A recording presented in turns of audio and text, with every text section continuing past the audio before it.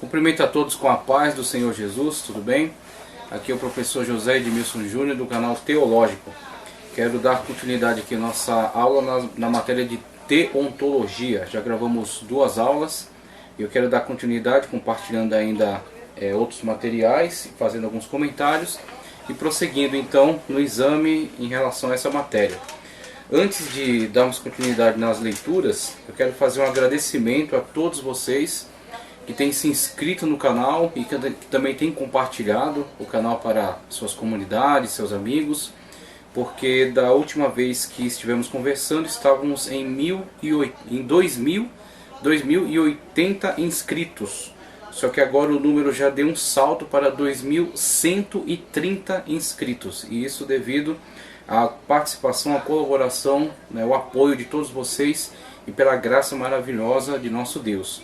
Então quero fazer agradecimento aqui ao nosso Senhor e também agradecimento a todos vocês que têm entrado com a gente aí nessa jornada. Vamos dar prosseguimento, vamos continuar examinando, estudando e crescendo no conhecimento acerca das Sagradas Escrituras, acerca do nosso Deus, nos relacionando com Ele de uma forma cada vez mais estreita, mais próxima, E vamos então compartilhar com vocês alguns conteúdos. Eu já quero fazer aqui um anúncio de que nós estaremos trazendo conteúdos também desta apostila aqui, a apostila de Teontologia, a Doutrina de Deus, da FAESP, importante instituição de ensino aí das Assembleias de Deus. Eles têm alguns materiais que são produzidos para os núcleos, ok? Então tem o curso Bacharel em Teologia, que é ministrado lá na Conselheiro Cotegipe. Aconselho a todos aí a buscar mais informações e quem tiver condições, se inscrever e ingressar no curso de Teologia, Bacharelado em Teologia da FAESP. E também procurem saber acerca dos materiais dos núcleos de teologia, ok? São ministradas aulas também em cima desse conteúdo aqui e nós vamos seguir também essa diretriz. Vamos trazer muitos conteúdos aqui da apostila de Teontologia da FAESP. Eu quero dar prosseguimento nossa abordagem acerca da existência, o conhecimento acerca da existência de Deus, a fundamentação então para esse conhecimento. Já vimos um pouco de investigação metodológica acerca disso. Eu quero prosseguir trazendo conteúdos deste material aqui, Teologia para Pentecostais. Teologia para Pentecostais de Walter Brunelli, editora Central Gospel, ok? É o volume 1, a parte de teontologia. Vamos então dar prosseguimento aqui com a investigação, com a análise desse material. Quero compartilhar com vocês aqui essas leituras a partir da página 30, as revelações de Deus, as revelações de Deus, ok? Então, a aula que está complementando aquela que já foi ministrada, já apresentei o quadro, ok? Aquela lousa, vou colocar aqui algumas imagens para relembrar aquilo que foi colocado e vamos parte a parte aqui examinando como Deus se revela a nós, porque como já dissemos no início da matéria, na primeira aula gravada, nós estamos estudando acerca de Deus e temos sempre que nos conscientizar das nossas limitações. Então somos seres finitos, limitados e estamos estudando acerca de um ser maravilhoso, extraordinário, que é infinito, que é todo poderoso, ok? E que por isso não poderá ser investigado em profundidade devido às nossas limitações, a limitação até da nossa capacidade de investigação. Então o que nós buscamos é examinar aquilo que Deus manifesta. Então o que Deus tem manifestado no homem, o que Deus tem manifestado na natureza, ok? No cosmos de modo geral. Então buscando um exame acerca dessas revelações gerais, e principalmente conduzindo a uma investigação muito mais específica quando analisamos aquilo que Deus revelou acerca de si mesmo nas Sagradas Escrituras, que foram devidamente inspiradas e conduzidas pelo Espírito Santo de Deus, pela instrumentalidade de muitos homens, mais de 40 autores, que foram então levantados para participarem desse grande plano de Deus, esse grande projeto de Deus, para a confecção desse texto que é a revelação de si mesmo, revelação que vem da parte dele para nós. Então é a revelação no âmbito especial, uma revelação no âmbito geral investigando aquilo que há de revelação de Deus no homem, da natureza, e uma revelação especial nas Sagradas Escrituras. Então vamos caminhando aqui ao longo da abordagem acerca das revelações. Primeiramente o tópico que fala aqui, as revelações de Deus, as revelações de Deus, na teologia para pentecostais. Veja o que diz aqui Walter Brunelli. As revelações de Deus. Deus tem formas especiais de dar-se a conhecer ao homem, e essas formas de revelações são incontestáveis, impedindo qualquer possibilidade de escape humano. Por isso que eles são indesculpáveis na abordagem de Paulo na carta aos Romanos. Por isso que são indesculpáveis. Porque Deus, ele se revelou, porque Deus, ele se manifesta cotidianamente, diariamente. O homem acorda e ao sair depara-se com a criação de Deus. O homem olha para o espelho e depara-se com a coroa da criação de Deus, que é Ele mesmo. Então constantemente Deus está buscando entrar em contato com o homem, está se revelando para o homem, está demonstrando, né, o seu poder e a sua criação para ele. Assim o homem é constantemente, o homem no sentido de antropo, né, de humanidade, está constantemente sendo instigado a buscar mais acerca de Deus, e principalmente em estreitar um relacionamento com Ele. Então por isso que eles são indesculpáveis, porque Deus constantemente tem se revelado. O que nós estamos fazendo aqui é, por meio desses materiais, buscar esclarecer, né, colocar de uma forma mais definida a importância então dessas revelações, como nós temos que aproveitar, né, temos que olhar para essas revelações e aproveitar o máximo daquilo que ela nos manifesta acerca de Deus. Veja só, e essas formas de revelações são incontestáveis, impedindo qualquer possibilidade de escape humano, a ponto de tornar os incrédulos, deixa eu só remarcar aqui na minha página, vamos lá, a ponto de tornar os incrédulos indesculpáveis, como eu acabei de dizer, né, por não acreditarem nele. Portanto, o que de Deus se pode conhecer, né, neles está manifesta. Veja que está manifestada neles mesmos, na pessoa deles, no fato de serem humanos, no fato de serem inteligentes, de serem autoconscientes. Então Deus está constantemente dialogando com esta natureza, a imagem e semelhança de Deus, mesmo com a deturpação do pecado, mas aquilo que fica da natureza de Deus no homem, do seu ato criador, está constantemente em diálogo com a sua natureza, buscando a conscientização. Como vimos em soteriologia, temos a chamada graça preveniente. A graça preveniente é exatamente esse âmbito no qual Deus, antes mesmo de o conhecermos, antes mesmo de o termos aceitado, Deus já está dialogando conosco, o Espírito Santo de Deus já está buscando meios de convencimento para que nós nos atentemos para Deus, para que nós nos voltemos para Deus e busquemos então a salvação que existe somente nele.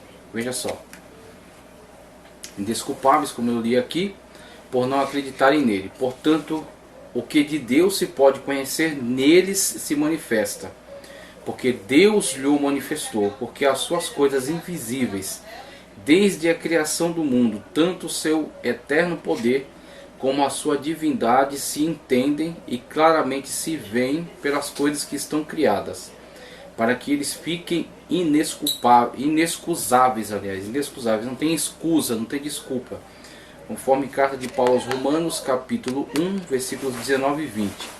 A revelação de Deus se dá fundamentalmente de modos natural, vamos ver, a antropológica, a cosmológica, tá certo? Natural e especial, aí vamos ver a revelação nas Sagradas Escrituras. Assim compreendidos subjetivo ou natural, antropológico e cosmologicamente, e objetivo ou especial pelas Sagradas Escrituras. Com relação à revelação antropológica, aquilo que está relacionando-se com o ser humano, o antropo, a humanidade. Então, qual é a revelação que temos de Deus no homem? Ao olhar para o ser humano, olhar para a sua constituição, olhar para a sua inteligência, características, né, da sua personalidade, vemos então o inegável toque da mão de Deus, inegável toque do dedo de Deus nesta criação, né, na constituição desse ser que somos nós. A primeira forma de Deus se revelar ao homem é intrínseca. O texto bíblico diz: neles se manifestou, Romanos 1,19, revelação antropológica ou humana. Ele se dá dentro do homem, por isso é intrínseca, está interno, né, está internalizado, é intrínseco.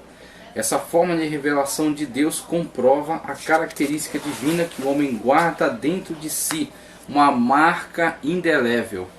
A inteligência humana, a racionalidade humana, a autoconsciência, que torna o ser humano diferente e singular em relação a todos os demais seres com os quais convive, fazendo do homem de fato um ser diferenciado, e diferenciando-se desses demais seres, assemelhando-se a um ser superior, assemelhando-se a um ser divino, ok?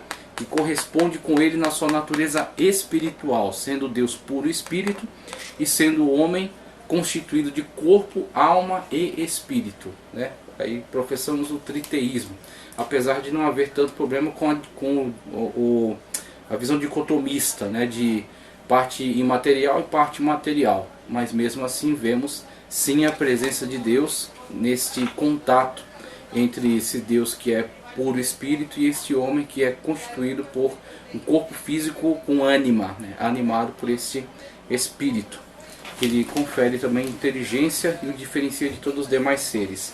Então, vemos Deus no homem, né?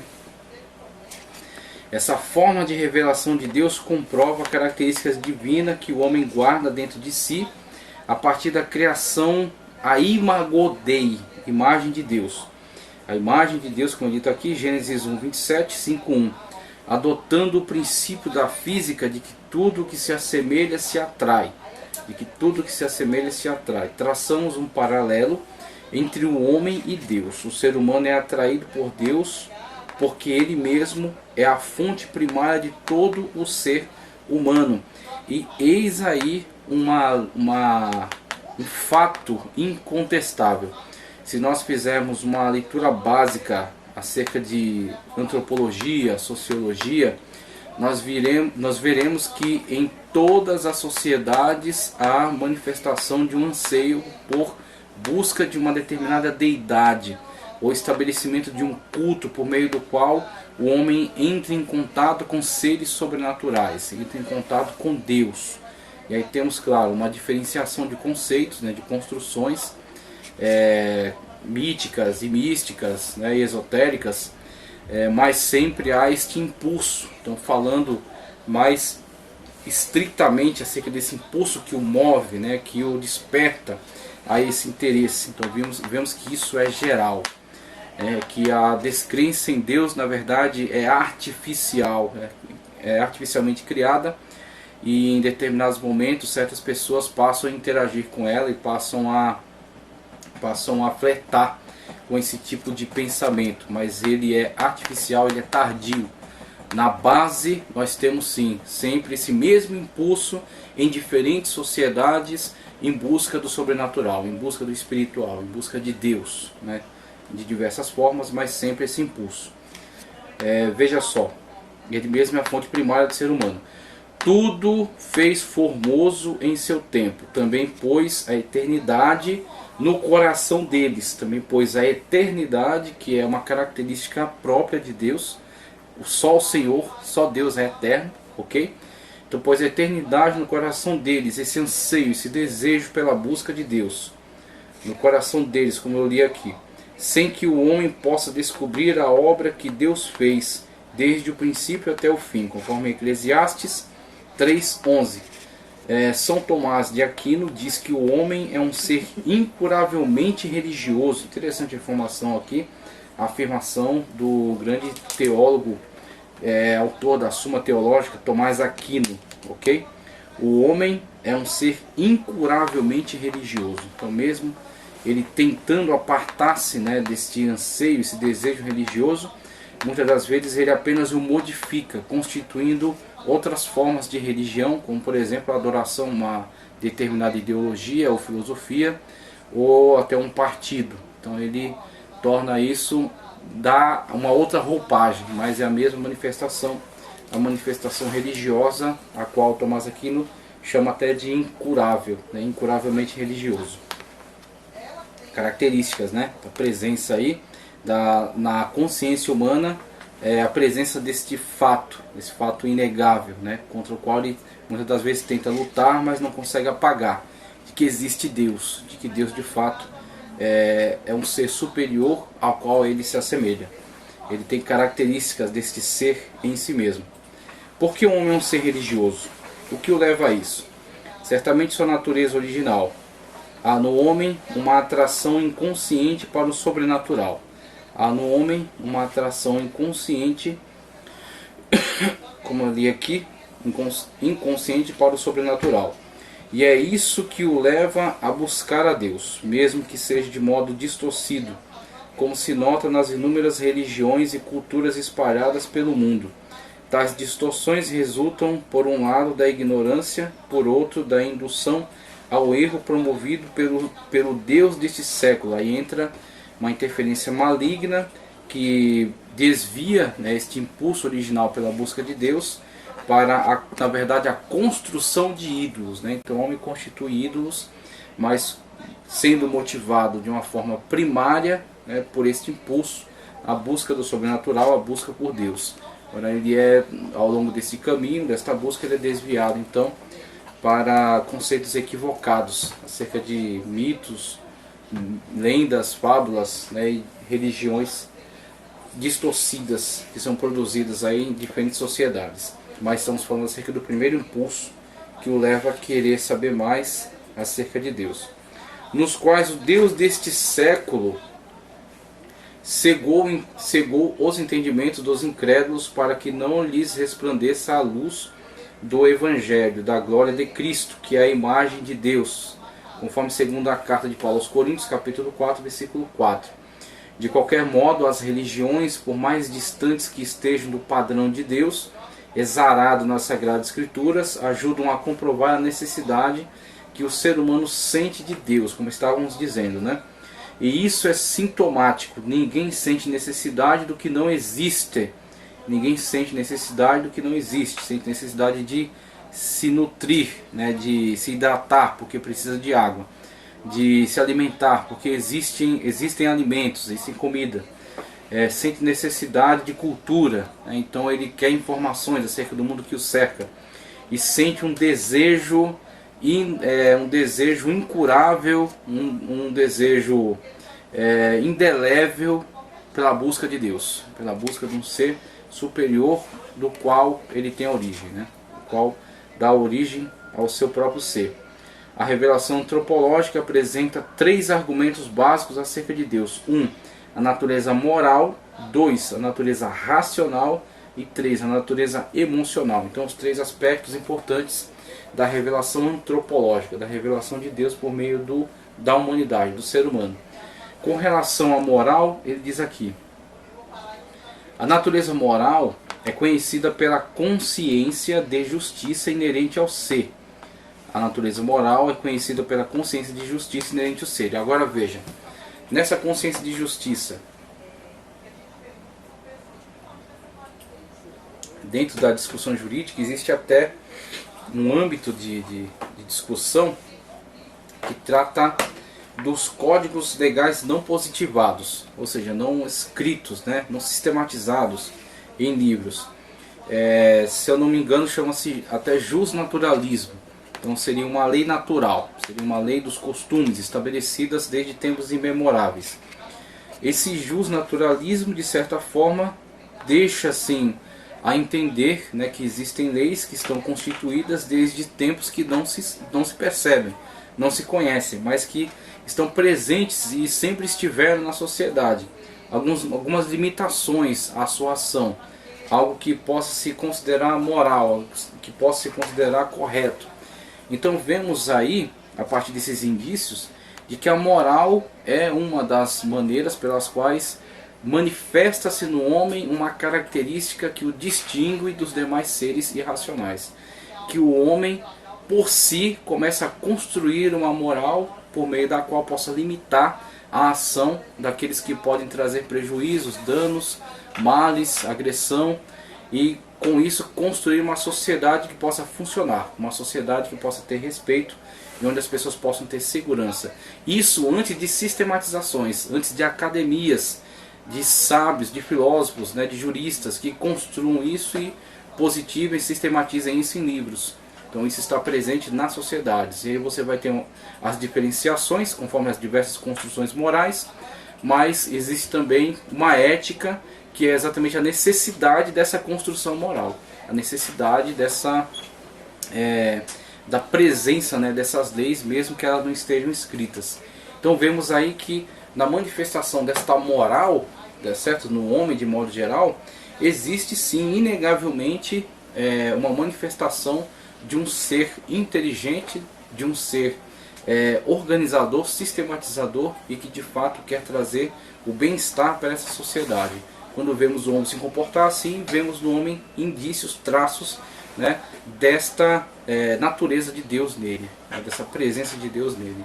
Então a característica dessa moral presente nas sociedades é um dos indícios, né, de que de fato os homens vieram de Deus, os homens foram criados por Deus e manifestam neles mesmos esta ação que a Bíblia Sagrada nos descreve como vinda da parte de Deus, que é uma ação moralizante, né, estruturante, na qual o mundo, o universo funciona em função do seu poder, da sua ordem, né, da sua autoridade, ok? Então vemos aí a questão da moralidade humana. Passo já para a questão da natureza racional. Veja só. A natureza racional distingue o homem das demais formas de vida animal. A natureza racional distingue o homem das demais formas de vida animal. O homem pensa, comunica-se, relaciona-se com o mundo de forma inteligente. Segundo estudiosos da mente, o cérebro de uma pessoa comum equivale a 16 mil computadores de última geração. 16 mil computadores de última geração. Na hipótese de o homem ter evoluído a partir de uma espécie inferior, como explicar que entre todas as diversidades existentes no mundo animal, somente a espécie humana alcançou tamanho privilégio? Ok? Por mais que se tente argumentar sobre a inteligência dos animais, o máximo a que se chegou foi até o instinto. Cada animal, segundo sua espécie, tem instintos próprios, porém não passa disso. A abelha sabe fazer o favo na medida e no desenho certos, sabe colher o néctar sabe colher o néctar das flores, sabe fazer a cera e o mel. Mas somente o homem sabe engarrafar o mel industrializado e colocá-lo numa prateleira de supermercado, entre tantos outros produtos industrializados. Enquanto o instinto animal apresenta uma ação única e repetitiva em determinada espécie, o homem é capaz de realizar milhões de tarefas diferentes, sendo muitas delas concomitantes. O homem é um ser capaz, inteligente, acumulador de conhecimento, porque tem memória. Então veja que o homem diversifica o seu conhecimento. Então mesmo que alguns seres animais, né, por meio do seu instinto de sobrevivência, instinto de defesa, eles consigam construir muitas das vezes estratégias que são muito interessantes, muito inteligentes. Os seres que caçam, os seres que produzem, como ele citou aqui, a abelha, as formigas também são muito interessantes, e outros tantos seres aí, os castores que constroem, que represam, né, até águas em determinados lugares e constroem aí as suas casas subterrâneas. Então eles conseguem chegar até uma perícia muito interessante, né, na sua forma de trabalhar. Só que você vê que não há criatividade. Eles sempre fazem daquela mesma maneira, né? Eles sempre se comportam daquela mesma maneira. É esperado sempre que se comporte daquela mesma maneira. Agora o ser humano ele é capaz de aprender todas essas formas e diversificar essas formas, e é capaz até de aproveitar, né, de uma forma sistemática esse trabalho para o seu próprio bem-estar e construir até um meio pelo qual possa se beneficiar de forma a comunicar, né, esse saber para as próximas gerações, codificando isso numa escrita, estabelecendo, né, construindo conhecimento por meio de livros, de universidades, de faculdades, né, de meios de experimentação, laboratoriais, né, e regras e dogmas e leis da natureza. Aí você tem a física, a química, né, a biologia de modo geral. Então, conhecimento que ele constrói e lega às próximas gerações, que o apreendem e examinam e modificam e acrescentam e comunicam às próximas gerações. Assim o homem vai estabelecendo uma complexidade de conhecimentos cada vez maior, chegando até a nossa atualidade com o âmbito da tecnologia, da informática. Então vemos que o homem vai num processo evolutivo nessa aquisição de conhecimento e vai comunicando isso às próximas gerações, né? E você vê com isso a racionalidade, e a racionalidade é uma marca indelével da presença de Deus, porque Deus um dia soprou na narina desse ser e lhe comunicou o seu espírito, e lhe comunicou essa característica de ser imagem e semelhança, tornou esse ser singular, esse ser diferenciado em relação a todos os demais. Então vemos na inteligência humana, mesmo na inteligência daquele que usa a sua inteligência para tentar negar a Deus e combater a existência de Deus. Mas o fato dele ser inteligente é uma demonstração clara e definitiva da existência de Deus, do Deus que o criou, diferente de todos os demais seres, mesmo que ele não seja grato por isso. A natureza emocional. A natureza emocional é a capacidade que o ser humano tem de sentir alegria, tristeza, amor e ódio. Reflete sua singularidade em relação aos animais, ainda que se encontre neles uma dose de sentimentos, principalmente o de uma fêmea por sua cria. Em determinadas espécies, tais sentimentos não são corroborados por uma inteligência superior, como é o caso do homem. O que o argumento da natureza emocional tem a ver com a lista dos argumentos da pró-existência de Deus é que ele, assim como os argumentos da natureza moral e racional, é peculiar aos homens, porque somente os seres humanos foram criados à imagem e semelhança de Deus. Por isso refletem algo correspondente a Deus. Deus é justo, daí a natureza moral. Deus é onisciente, daí a natureza racional. Deus é amor, daí a natureza emocional, diz Strong. A natureza emotiva e voluntária do homem prova a existência de um ser que pode fornecer em si um objeto satisfatório do sentimento humano e de um fim que manifestará as mais elevadas atividades do homem, garantindo o seu mais elevado progresso. Curiosamente, por força de sua natureza, o homem é instintivamente religioso. Como ser moral, racional e emocional, ele é impelido a buscar a Deus. Reconhecendo esta propensão humana, muitos cientistas sociais atribuem ao homem a criação de Deus. Então invertem, né? Dizendo que na verdade o homem, por ter características tão aprimoradas, ele inventa um Deus.